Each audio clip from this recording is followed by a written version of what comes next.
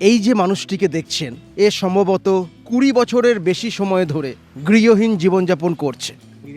হ্যাঁ, বিরিয়ানি বিলটা পেয়ে গেছিলাম, দেখো তো আমি সেই বিরিয়ানির দোকানে বিরিয়ানি বিলটা দিয়ে দিই, বিরিয়ানিটা তারপরে খাই।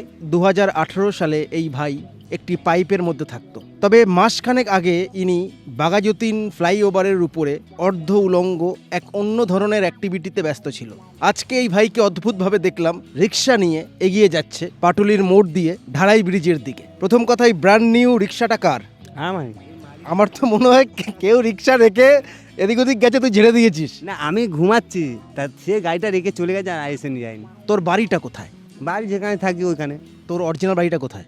এই তথ্যচিত্রটা একটু শেয়ার করবেন, যাতে এই ভাইয়ের বাড়িতে এই খবর পৌঁছায় ভাইটি এখনো বেঁচে আছে।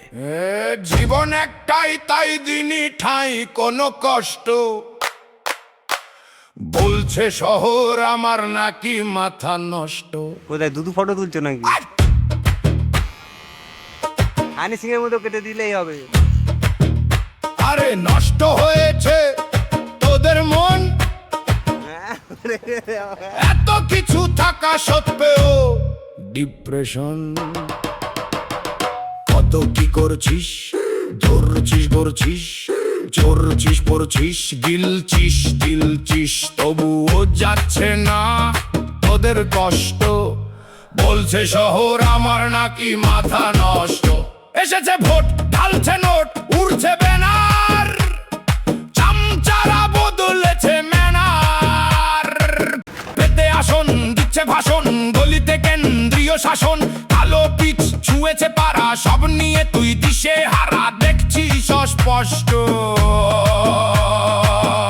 তবুও বলবি আমার নাকি মাথা নষ্ট।